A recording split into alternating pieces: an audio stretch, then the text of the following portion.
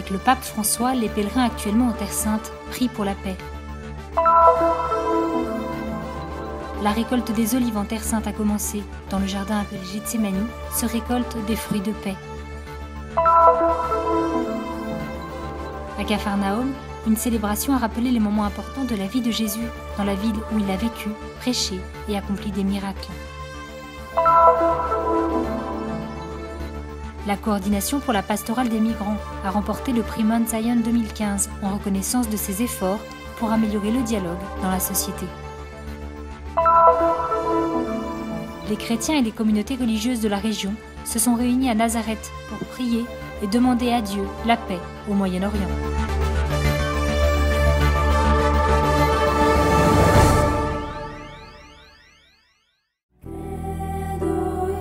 En ce moment, il faut beaucoup de courage et beaucoup de force d'âme pour dire non à la haine et à la vengeance et accomplir des gestes de paix. Telles sont les paroles prononcées par le pape François au cours de l'Angélus de dimanche dernier, le 18 octobre.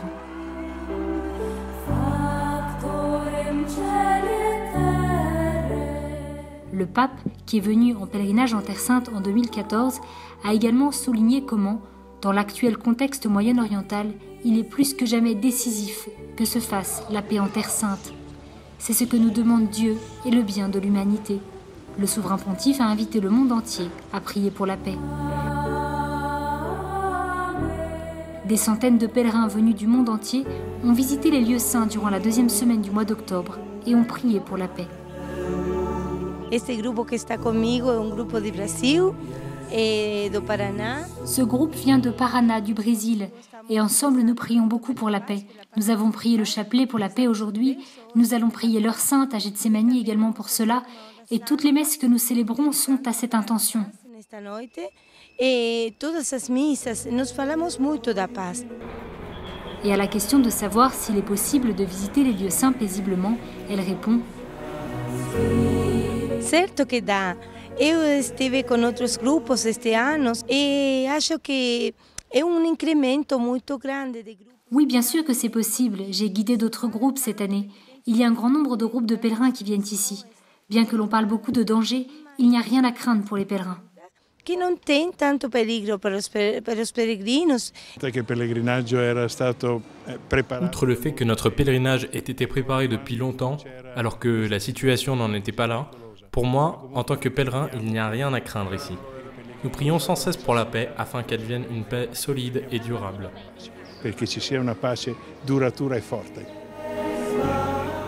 Les groupes se croisent et dans les rues de la ville sainte s'arrêtent pour prendre des photos, mais surtout pour prier. A nossa experiência aqui na Terra Santa tem sido muito bonita nesses dias. Nous avons vécu quelque chose de très beau ces jours-ci. Dans ma communauté, beaucoup de gens m'interrogent sur l'insécurité en Terre Sainte. On m'a demandé « Mais père, ne voyez-vous pas les conflits qu'ils nous montrent à la télévision ?» Mais j'ai l'impression, en étant ici aujourd'hui, que c'est complètement différent de ce que nous voyons dans les nouvelles. L'expérience que nous faisons est au-delà de nos espérances et nous rentrons chez nous renouvelés. A nossa experiência é das melhores possíveis e nós vamos voltar para casa completamente renovados. C'est vrai que l'on reçoit tous les jours beaucoup de mauvaises nouvelles, mais je leur dis toujours d'avoir la foi, de croire que ces lieux sont calmes. Nous n'avons eu aucun problème jusqu'à présent. Je suis heureux parce que j'ai été là plusieurs fois en octobre et je n'ai jamais encore vu autant de groupes qu'aujourd'hui.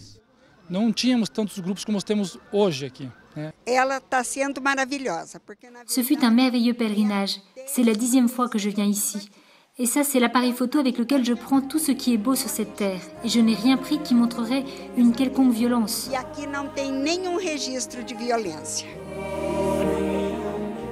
Une belle expérience aussi confirmée par la présence d'autres groupes venus d'Europe, d'Amérique du Nord et d'Amérique du Sud, de l'Afrique, mais aussi de la Chine et de l'Inde. Un mélange de couleurs et de cultures.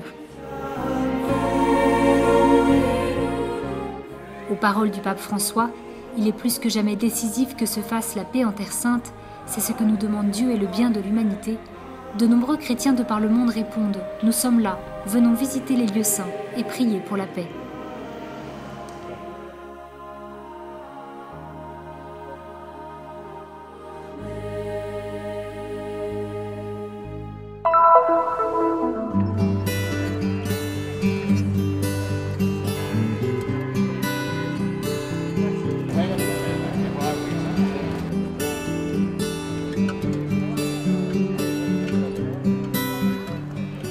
L'époque de la récolte des olives en Terre Sainte est arrivée, et au pied du mont des Oliviers, ce rite n'est pas méconnu. Comme le veut la tradition, et comme ils le font depuis des années, les frères gardiens du jardin sacré où Jésus a prié pendant la nuit du jeudi saint ont cette année encore invité la population locale et des bénévoles à passer quelques heures ou toute une journée pour récolter ce fruit hautement symbolique. Nous sommes heureux de voir que tant de personnes ont répondu à l'appel que nous avons lancé il y a quelques jours. On ressent le besoin de changer d'air et de se rassembler autour du Seigneur, surtout.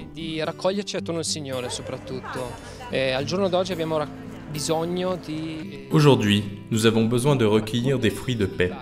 Comment pouvons-nous y arriver?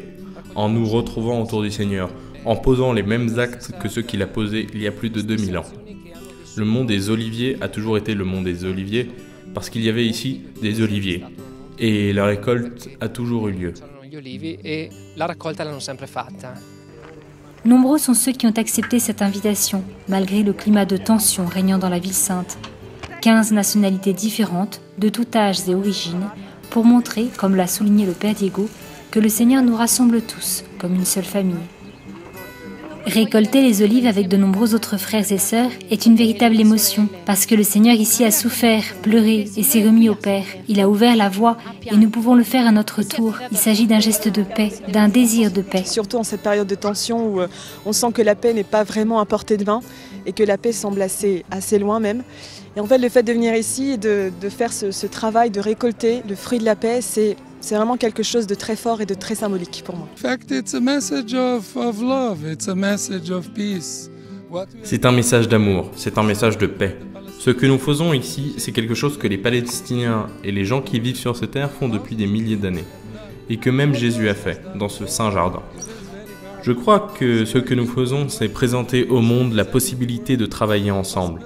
Paix et amour, tolérance et justice, telles sont des valeurs que nous avons tous à embrasser.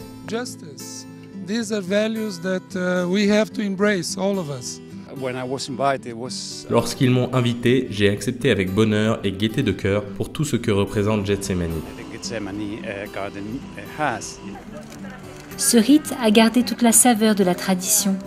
La récolte des fruits des 300 oliviers du jardin qui a vu pleurer Jésus avant sa condamnation se poursuivra dans les prochaines semaines.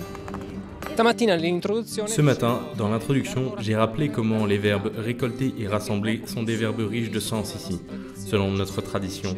Jésus a dit à plusieurs reprises « Combien de fois ai-je voulu vous rappeler, comme la poule rassemble ses poussins sous ses ailes ?» C'est très beau, car c'est une prière, une parole actuelle. Jésus ici nous rassemble et nous demande d'être disponibles pour se rassembler autour de lui. Demandons au Seigneur qu'en récoltant les olives, nous soyons rassemblés autour de lui.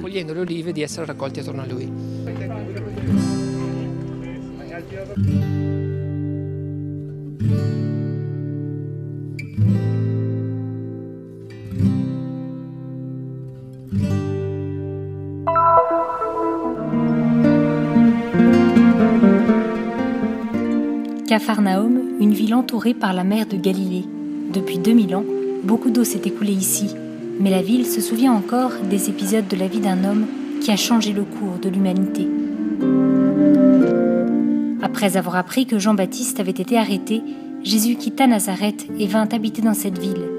Selon les évangélistes, c'est ici qu'il commença à parler de la conversion et à annoncer que le royaume des cieux était tout proche. Le 3e samedi d'octobre, une célébration eucharistique a commémoré la présence de Jésus en ce lieu, sa prédication et les miracles qui sont arrivés ici. Près de la moitié de l'évangile est concentrée à Capharnaüm. Jésus a exercé son ministère à Capharnaüm et dans la région du lac. C'est le lieu de son discours eucharistique et de ses miracles. La maison de Jésus était la maison de Pierre. Ainsi, être ici, c'est commémorer l'entrée de Jésus à Capharnaüm et c'est également commémorer une grande partie du ministère de Jésus en Galilée. Sur les rives du lac de Génézareth, la lecture de l'évangile de Marc a rappelé comment Jésus est entré dans cette ville.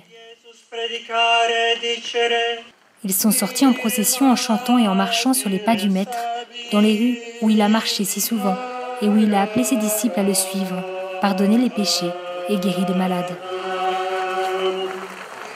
Suite à la messe, présidée par le custode de Terre Sainte, le père Pierre Battista Pizzaballa, ce dernier est allé à la rencontre dans la ville de la communauté franciscaine des lieux, des chrétiens locaux de la Galilée et de Jérusalem et des pèlerins. C'est pour nous une grande bénédiction. Nous sommes très heureux d'être dans le pays où Jésus est venu et de marcher sur les lieux à travers lesquels il nous a laissé cette foi et ce témoignage d'amour et d'espérance. La ville, qui pendant des siècles resta cachée sous terre, a été mise en lumière par les fouilles réalisées par la custodie de Terre Sainte, lesquelles ont permis de découvrir les ruines de lieux importants tels que la maison de l'apôtre Pierre et la synagogue où Jésus a prononcé le discours sur le pain de vie. C'est une expérience merveilleuse parce que marcher sur les pas de Jésus me renouvelle dans ma vocation. C'est quelque chose que vous ne pouvez pas expliquer avec des mots. C'est une joie vraiment immense. Une joie qui nourrit beaucoup spirituellement et qui nous donne la force de continuer.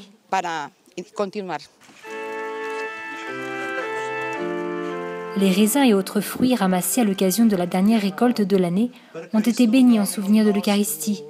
Le geste est aussi un remerciement pour les fruits de la terre et du travail des hommes, fruits qui ont été distribués aux fidèles. C'est très beau de se rappeler le passage quand Jésus est venu ici et a prié en ce lieu. C'est un beau moment, nous sommes heureux d'être ici. Ici, même la nature se souvient des paroles du prophète Isaïe à propos de ce lieu, terre de Zabulon et de Nephtali, route de la mer. Sur les habitants du pays de l'ombre, une lumière a resplendi.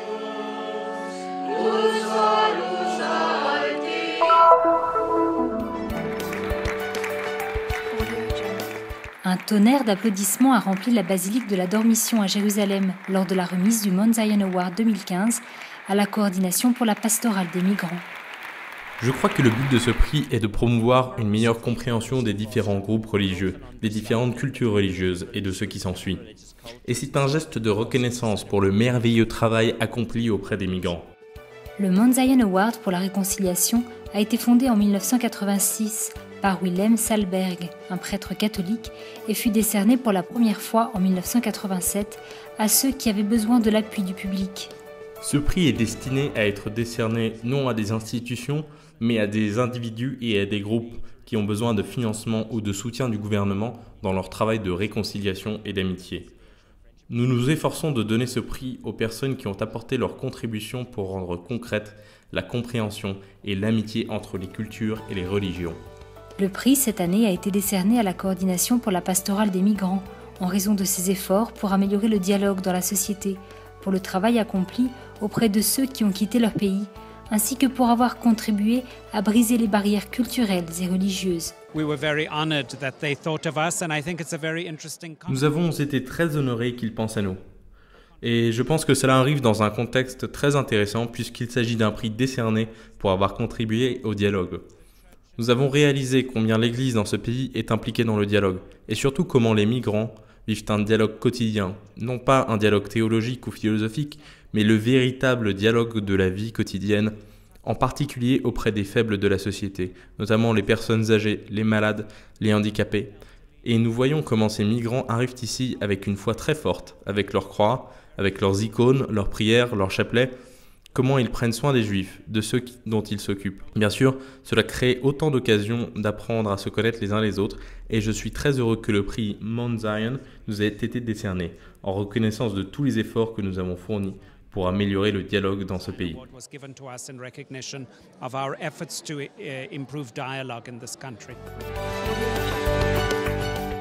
La coordination pour la pastorale des migrants a été créée en 2011 au sein du patriarcat latin de Jérusalem afin de prendre soin de ceux qui ont quitté leur pays pour trouver un avenir meilleur sur cette terre sainte.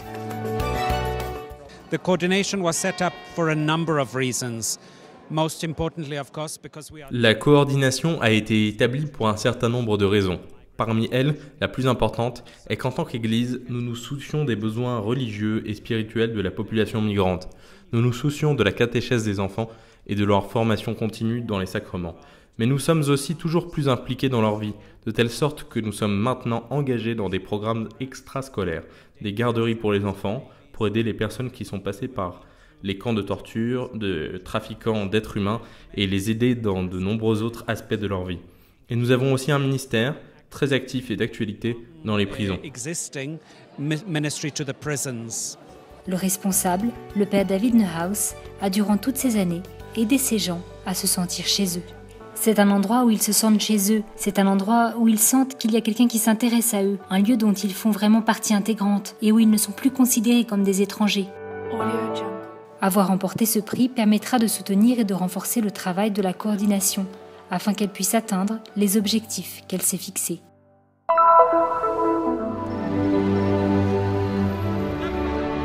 Dans un contexte de conflits et de murs venant séparer les peuples, les chrétiens de Terre Sainte ont uni leurs forces et s'en sont remis à une arme non violente, la prière. Notre but est de prier pour la paix parce que nous avons besoin de la paix et les gens souffrent beaucoup. Face aux récentes tensions répandues dans tout le Moyen-Orient, les communautés catholiques et les chrétiens locaux se sont réunis au siège de la communauté du Chemin Neuf à Nazareth pour prier.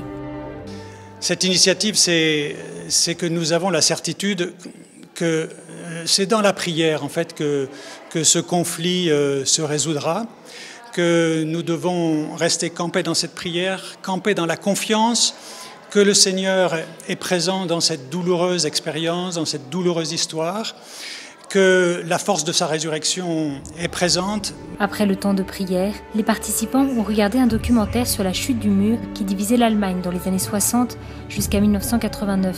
Ils ont également vu, à cette occasion, la manifestation de foi qui a entouré ce moment difficile de l'histoire. Chrétiens catholiques et protestants avaient embrassé à l'époque celle qui fut nommée la Révolution pacifique, une manifestation non violente qui a conduit à la chute du mur de Berlin. Le peuple allemand s'est retrouvé à nouveau après 28 ans de séparation.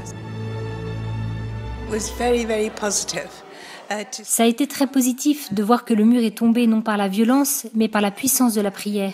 Et si cela est arrivé en Allemagne, cela peut aussi arriver en Terre Sainte. Ensuite, un débat a été ouvert sur l'un des sujets les plus brûlants au monde, la paix au Moyen-Orient. Pas besoin de dire à tout le monde de faire la paix. Je suis de l'idée qu'il suffit de commencer en partant de choses simples et d'accomplir ces choses simples qui mènent à l'amour. Jésus nous a demandé d'être un pour accepter et aimer les autres. Quand amour et miséricorde se rencontreront, les deux parties seront en mesure de briser le mur et deux nations vivront ensemble sur une même terre. Même si l'initiative pourrait sembler minime face à la complexité de la situation de la région, ces personnes continuent de croire en la mission à laquelle elles ont été appelées. Les chrétiens et les consacrés sont vraiment appelés à avoir de l'espérance, à être des hommes et des femmes d'espérance. Cela ne signifie pas vivre dans l'illusion ou nier les problèmes, mais cela veut dire que le Seigneur est vainqueur. Mas quer dizer que o Senhor tem a vitória.